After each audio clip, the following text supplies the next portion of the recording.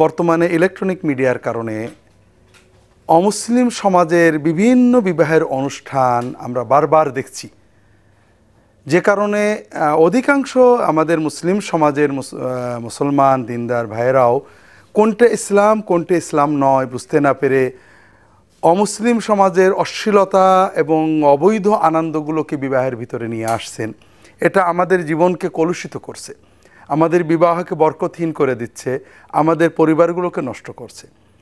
তো প্রথমেই আমাদের বুঝতে হবে, ইসলাম বিবাহ উপলক্ষে আনন্দ করাকে উৎসাহ দিয়েছে।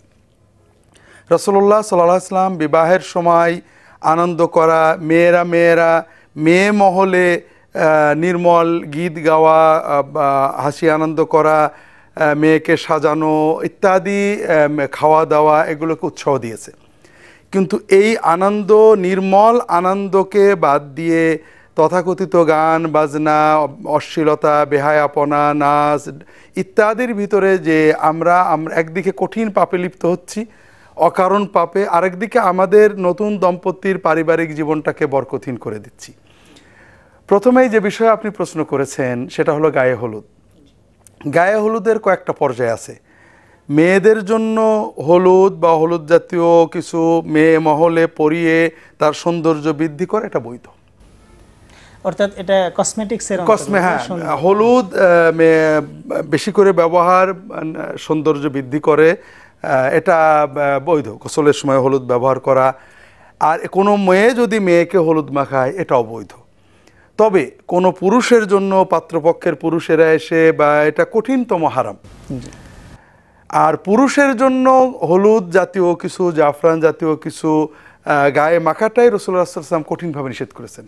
খালুক, জাফরান, আসফর হলুদ বিষয়গুলো মানুষেরা দাড়িতে মাখতে পারবে, চুলে মাখতে পারবে, কাপড়ে মাখতে পারবে, কিন্তু হাত পা শরীরে এগুলো নারীদের জন্য।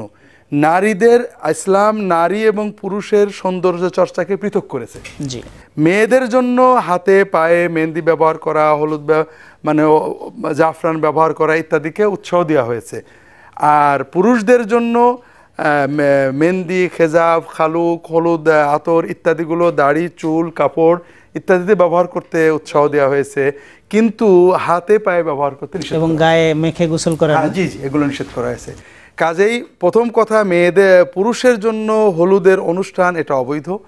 দ্বিতীয়ত, যদি কোনো মেয়ে বিবাহ উপলক্ষে কোনো নারী, ওই কনে পক্ষের মেয়ে বা ছেলে পক্ষের বেগানা মেয়ে যদি তার গায়ে হলুদ দেয়, এটা আর একটা কঠিন হারাম অপরাধ, যেটা অশ্লীলতা, পর্দাহীনতা। এগুলো থেকে আমরা আশা করি আমাদের দিনদার মুসলমান ভাইয়েরা বিরত থাকবেন।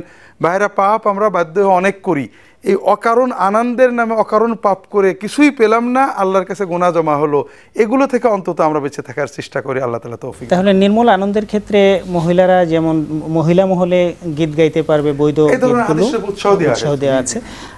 আরেকটি বিষয় হলো যে তফ বাজাতে উৎসাহ দিয়েছেন রাসূলুল্লাহ বিয়ের সময়, বিশেষ করে বিয়ের এলানের জন্য এক ধরনের বাদ্যযন্ত্র ছিল, দফ, অর্থাৎ আটা চালার মতো, এক সাইডে বাড়ি দিলে এটা হাওয়াজ, এটা ওগুলো বাজাতে জানান দেওয়ার জন্য।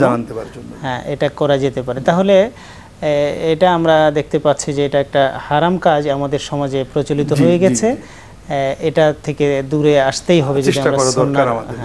স্যার, দ্বিতীয় যে প্রসঙ্গটা আমরা জানতে চাইছি, আনুষ্ঠানিকতার মধ্যে আরেকটি বিষয় আছে যে বরযাত্রী যাওয়ার যে রীতিটা, বরযাত্রী যাওয়ার জন্য ইসলামের বিধান কি, যে এটা কিভাবে বরযাত্রী যাবে?